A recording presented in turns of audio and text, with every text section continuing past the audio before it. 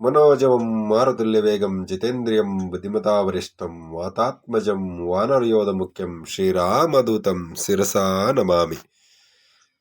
ಆಂಜನೇಯನ ಪಾದಗಳಿಗೆ ಪಡಮಟ್ಟು ಇವತ್ತು ನಾನು ಹನುಮಾನ್ ಚಾಲೀಸದ ಅರ್ಥವನ್ನು ತಿಳಿಸಲಿಕ್ಕೆ ಪ್ರಯತ್ನವನ್ನು ಮಾಡ್ತಿದ್ದೇನೆ.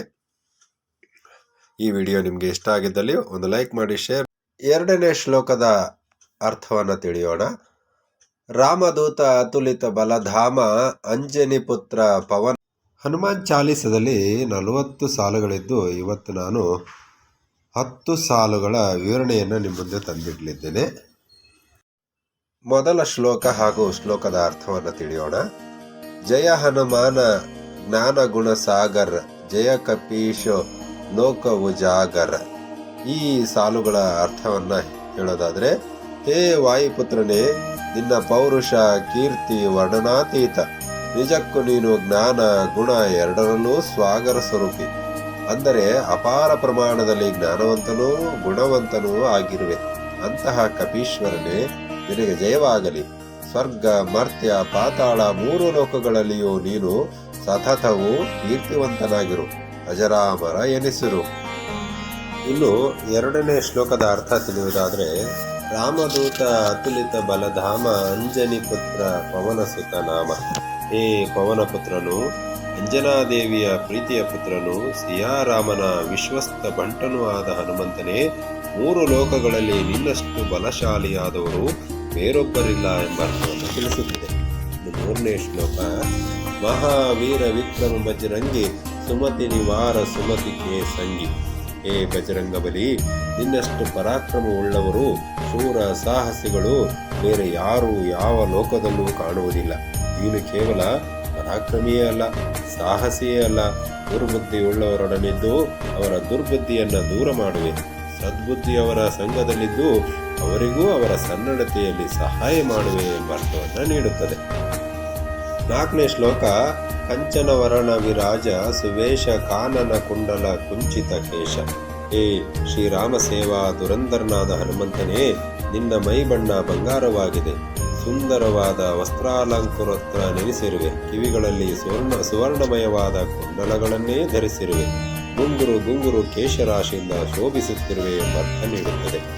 5ನೇ ಸಾಲುಗಳು, ಹಾತ ವಜ್ರ ಔರು ಧ್ವಜ ವಿರಾಜ ಹೈ ಕಾಂಜೆ ಮೂಂಜೆ ಜನೇವು ಸಾಜೈ. ಹೇ ಬಜರಂಗಬಲಿ, ನಿನ್ನ ಕೈ ವಜ್ರದಷ್ಟು ಗಟ್ಟಿ, ಸದಾ ಜಯಧ್ವಜವನ್ನು ಹಿಡಿದಿರುತ್ತದೆ. ಭುಜದಲ್ಲಿರುವ ದರ್ಬೆಯ ಯಜ್ಞೋಪವೀತವು ಸಹ ನಿನ್ನ ಸೌಂದರ್ಯವನ್ನು ಇಮ್ಮಡಿಸುತ್ತದೆ ಎಂಬ ಅರ್ಥವನ್ನು ನೀಡುತ್ತದೆ.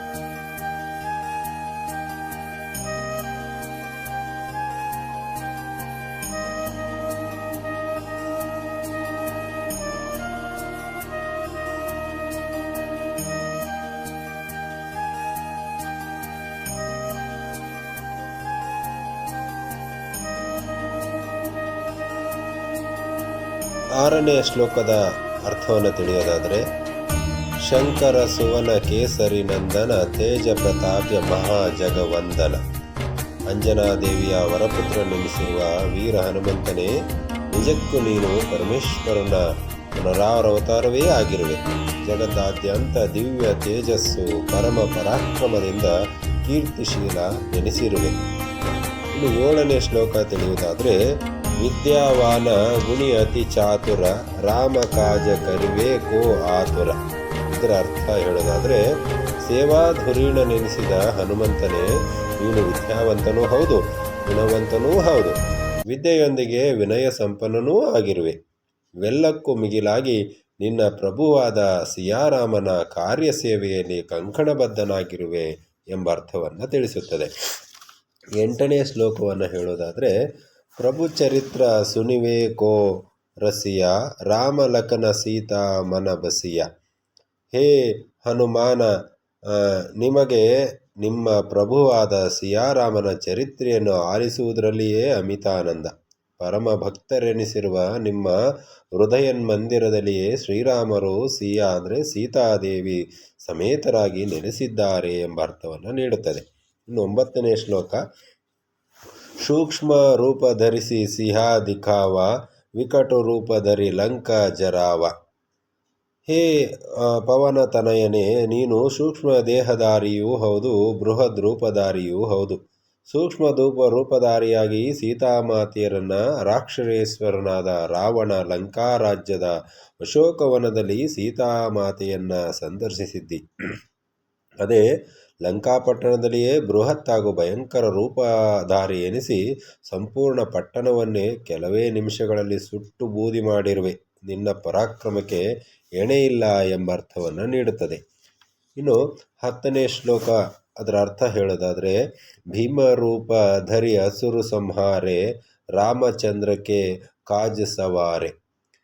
ಹನುಮಾನ್ ಪ್ರಭು, ನೀನು ಸಾಮಾನ್ಯನಲ್ಲ, ಭಯಂಕರ ರೂಪಧಾರಿಯಾಗಿ ಅಗಣಿತ ಅಸುರರೆಲ್ಲರನ್ನೂ ಶ್ರೀರಾಮ ಬಲದಿಂದ ಸುಲಭವಾಗಿಯೇ ನಿರ್ಮೂಲ ಮಾಡಿರುವೆ.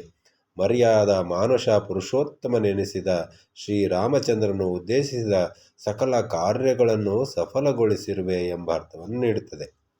ನೋಡಿದ್ರಲ್ಲ ಸ್ನೇಹಿತರೆ, ಇಲ್ಲಿವರೆಗೂ ನಾನು ಶ್ಲೋಕ 1ರಿಂದ ಶ್ಲೋಕ 10ರವರೆಗೆ ಶ್ಲೋಕ ಮತ್ತು ಅದರ ಅರ್ಥವನ್ನು ತಿಳಿಸುವ ಪ್ರಯತ್ನವನ್ನು ಮಾಡಿದ್ದೇನೆ.